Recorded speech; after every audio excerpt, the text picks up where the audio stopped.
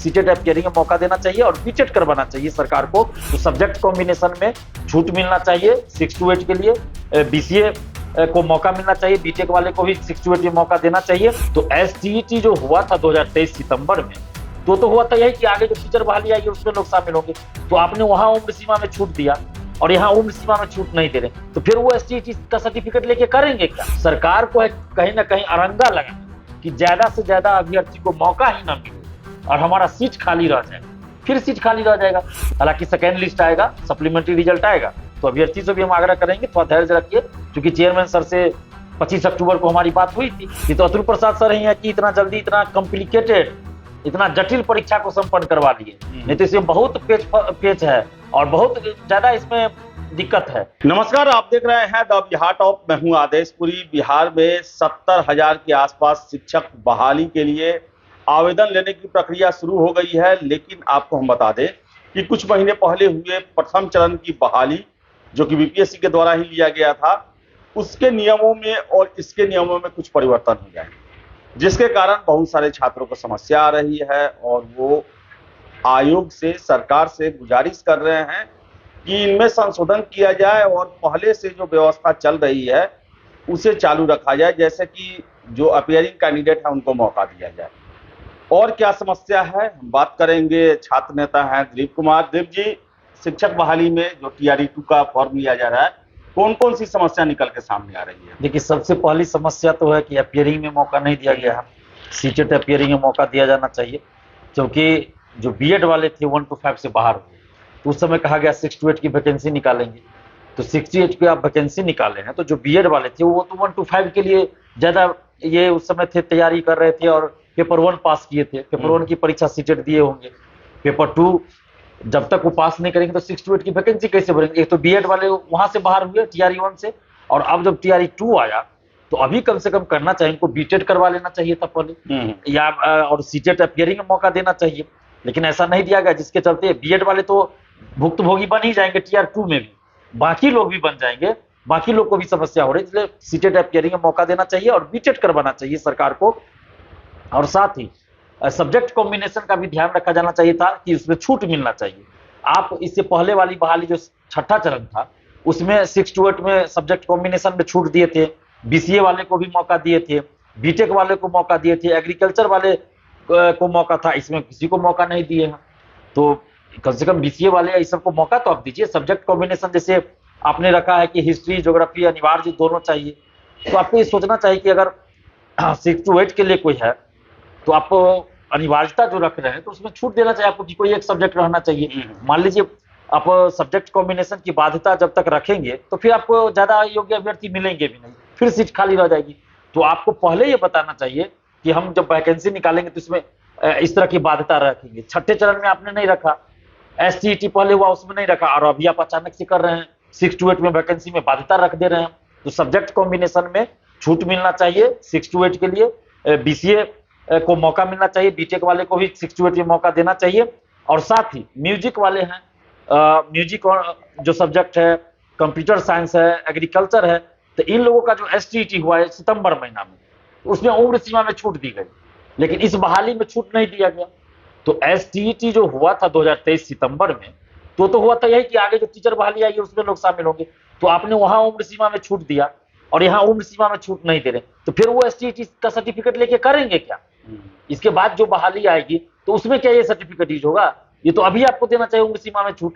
तो फिर ये तार्किक नहीं लगता, तर्कसंगत नहीं लगता। इसलिए बीपीएससी को और शिक्षा विभाग को इस पर विचार करना चाहिए, ये सब मामले को देखना चाहिए। साथ ही जैसे बहुत सारे लोग फॉर्म भर रहे हैं, उनका कुछ प्रॉब्लम हो जा रहा है, या तो पेमेंट फंस जा रहा है या फिर कुछ गड़बड़ी हो जा रहा है, तो वो चाहते हैं कि कैंसिल करके दोबारा फॉर्म भरे या एडिट करके सुधार हो। तो अभी इस तरह का मौका नहीं आया है, क्योंकि बहुत सारे लोग हमें फोन करके बता रहे हैं। तो चेयरमैन सर से हम ये भी कहेंगे, अतुल प्रसाद सर से, कि आप इस बारे में स्पष्ट कर दीजिए कि आपने कहा था प्रेस कॉन्फ्रेंस में कि आप चाहे तो बीच में 25 तक सुधार कर सकते हैं या दोबारा फॉर्म भर सकते हैं। तो कैंसिल जब तक नहीं होगा तो दोबारा फॉर्म भरेगा कैसे?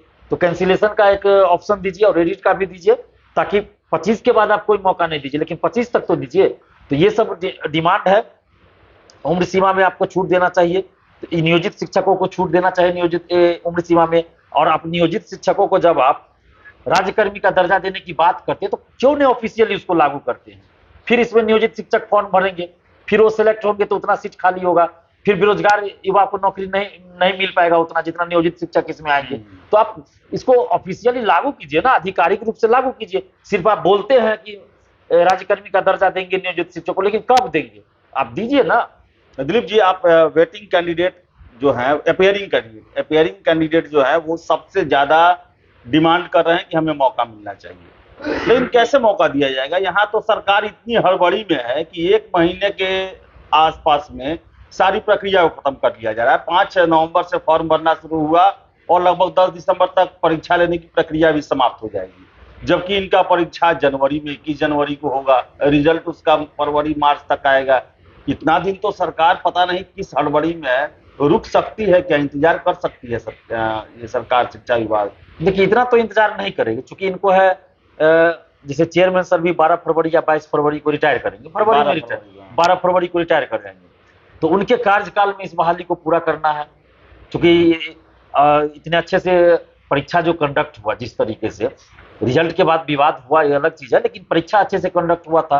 तो इसलिए नीतीश कुमार जी भी चाहते हैं कि इनके कार्यकाल में TRE 2 भी पूरा हो जाए, और चूंकि बाद में फरवरी में आचार संहिता भी लागू हो सकता है, वो क्योंकि 22 जनवरी को राम मंदिर का उद्घाटन है।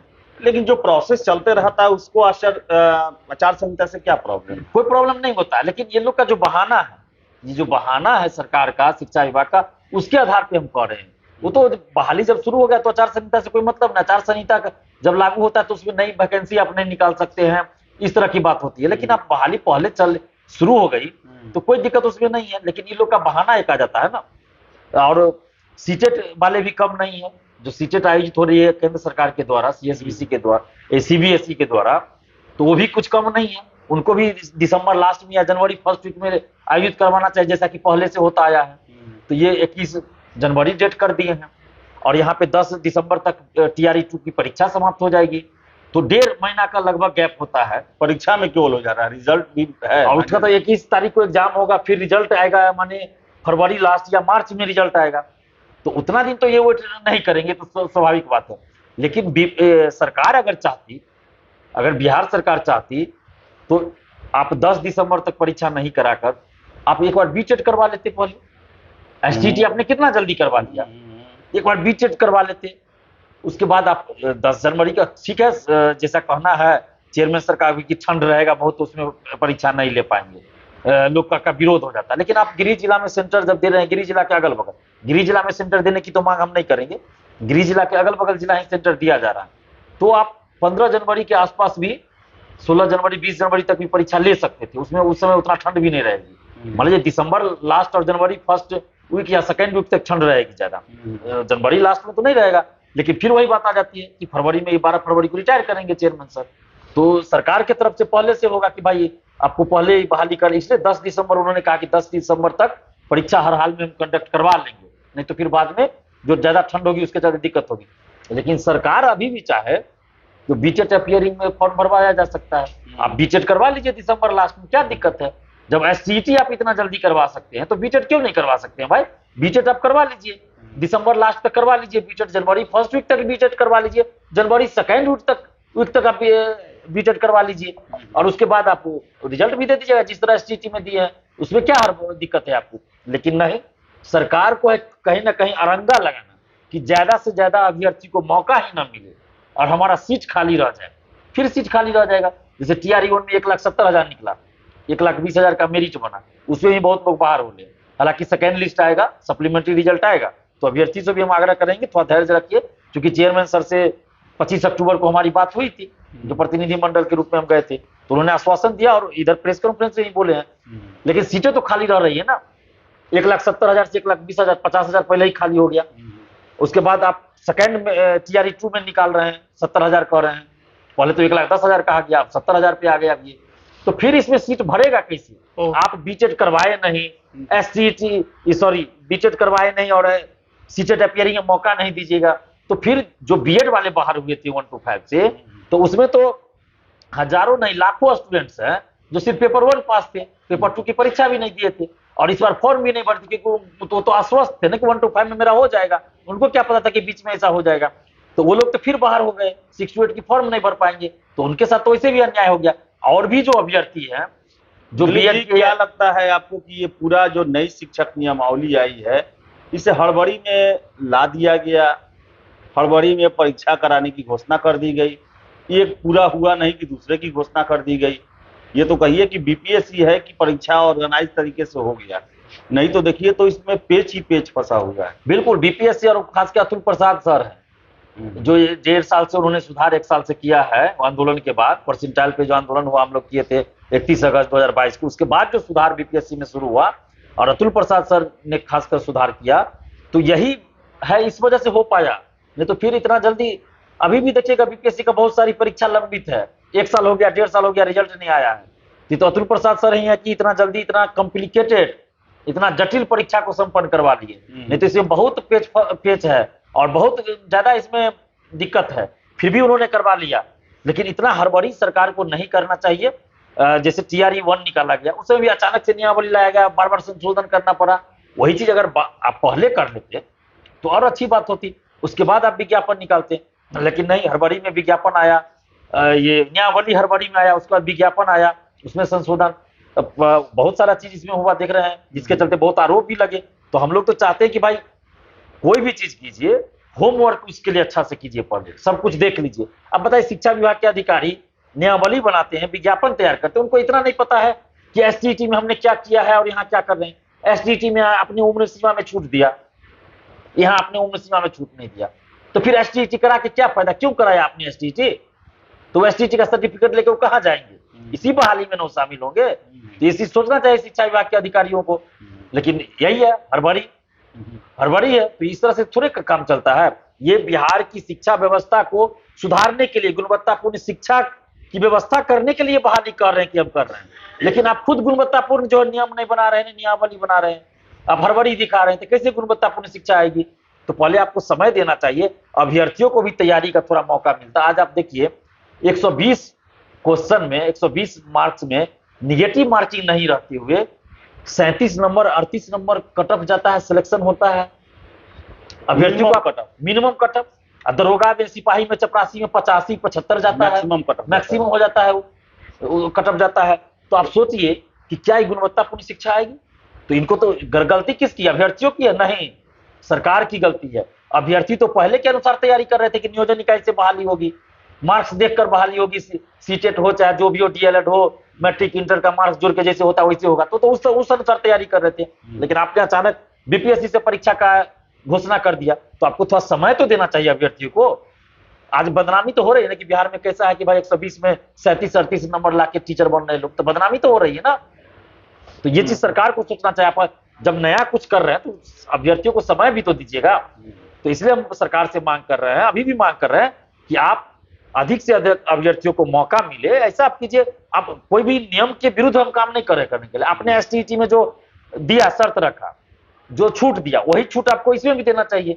लेकिन उसमें सब्जेक्ट कॉम्बिनेशन, इससे पहले वाला में देखिए कुछ और था, इसमें कुछ और आपने कर दिया, तो अभ्यर्थी कहाँ जाएंगे? एक बार आप कुछ और सब्जेक्ट कॉम्बिनेशन रखते हैं, अगली बार बदल देते हैं, तो अभ्यर्थी कैसे करेंगे? आप ग्रेजुएशन में या कहीं भी पढ़ाई कर आते हैं तो वहां बता दीजिए स्पष्ट। तो ये चीज होना चाहिए ना। आज साइंस कॉलेज के बहुत सारे स्टूडेंट्स हैं जो मान लीजिए बोटनी ऑनर्स है, वो नहीं फॉर्म भर पा रहे हैं। आप सोचिए, बोटनी ऑनर्स है उनका, और 6 to 8 में वो फॉर्म नहीं भर सकते हैं साइंस के लिए, तो ये कैसे हो रहा है भाई? क्योंकि उनका एक सब्जेक्ट जो है सब्सिडी में जियोलॉजी उन्होंने रख लिया। और ऐसे बहुत सारे स्टूडेंट साइंस कॉलेज के योग्य हैं, योग्यता रखते हैं, लेकिन बस सब्जेक्ट कॉम्बिनेशन के चलते वो 6 to 8 का नहीं भर सकते, 9, 10, 11, 12 तो नहीं भर सकते, कम से कम 6 to 8 में तो उनको मौका मिलना चाहिए। तो अभी मेरे पास बहुत फोन आ रहा है, साइंस कॉलेज के स्टूडेंट्स का फोन आ रहा है भाई कि बोटनी ऑनर्स है, जियोलॉजी एक सब्सिडी में एक रख लिया गया, इसके चलते वो फॉर्म नहीं भर पा रहे हैं। तो ये सोचना चाहिए बीपीएससी को भी और शिक्षा विभाग को कि 6 to 8 में आपने पहले जिस तरह से दिया था छूट, वैसे अभी देना चाहिए। बीसीए को छूट देना चाहिए आपको, सब्जेक्ट कॉम्बिनेशन हिस्ट्री ज्योग्राफी ये सब जो रखे हैं तो कोई एक रखिए। आप ये क्यों करें? हिस्ट्री और ज्योग्राफी अनिवार्य रूप से रहना चाहिए। आप 6 to 8 में सब्जेक्ट कॉम्बिनेशन में छूट दीजिए, बीसीए वाले, बीटेक वाले को मौका दीजिए इसमें, और एसटीईटी में जो आपने उम्र सीमा में छूट दिया उसी तरह आप इसमें भी दीजिए, क्योंकि उसी आधार पे वही एसटीईटी का सर्टिफिकेट लेके तो यहाँ लोग इस फॉर्म को भरेंगे टीआरई को, तो छूट दीजिए आप उस तरह से। और सीटेट अपियरिंग में मौका दीजिए, आपको बीटेट करवा लेना चाहिए। हम तो कहते हैं सीटेट अपियरिंग में मौका देने से अच्छा होगा सरकार बीटेट करवा ले, बीटेट अपियरिंग में फॉर्म भरवा दे, ताकि बिहारी अभ्यर्थियों को ज्यादा से ज्यादा मौका मिलेगा। लेकिन पता नहीं क्या है सरकार की मंशा, सीटेट में तो मैथिली भी नहीं होता है, कम से कम बीटेट सरकार कराए कि मैथिली भी रहेगा। तो इसे सोचना चाहिए सरकार को, अगर सही में नौकरी देना चाहती है सरकार तो ये करना चाहिए। हम तो कहते हैं बीटेट करवाई, 2017-18 के बाद बीटेट आज तक नहीं हुआ, क्यों नहीं हुआ भाई बीटेट? तो आप बीटेट करवाइए ना। हम तो कहते हैं सरकार से कि आप हर साल बीटेट और एसटीईटी हर साल करवाइए और हर साल शिक्षकों की बहाली निकालिए। भले आप 10,000 ही वैकेंसी निकालिए, लेकिन निकालिए हर साल। तो 10,000 ही निकालिए, लेकिन निकालिए हर साल। और बता दें, हड़बड़ी में नियमावली लाया गया और उसको इम्प्लीमेंट करके कहिए बीपीएससी के द्वारा परीक्षा लिया जा रहा है कि सब कुछ अच्छे से हो रहा है, लेकिन बावजूद इसके समय की कमी के कारण और छात्रों की जो समस्याएं हैं उसके निराकरण नहीं होने के कारण छात्र जो है वो काफ़ी नाराज चल रहे हैं। उनका यही कहना है कि हमें मौका जरूर दिया जाए, क्योंकि ये बहुत बड़ी बहाली है। पिछला वाला बहाली भी हमारे लिए कोई फायदे वाला नहीं रहा, बीएड का मामला आ गया, हम बाहर हो गए। तो सरकार को कम से कम छात्रों के लिए जब ही निकल रहा है वैकेंसी, उनको रोजगार देने के लिए, तो मौका में भी कम से कम समानता दिया जाना चाहिए और सभी चीज़ की तैयारी करके तभी से इम्प्लीमेंट करवाना चाहिए। हालांकि यह फॉर्म फिलअप हो रहा है, तो आशा करेंगे कि जो मांग रखा गया है उस पर सुनवाई की जाएगी। फिलहाल इस वीडियो में इतना ही। वीडियो पसंद है लाइक शेयर करें, हमारे चैनल द बिहार टॉक को सब्सक्राइब जरूर कर लें। धन्यवाद।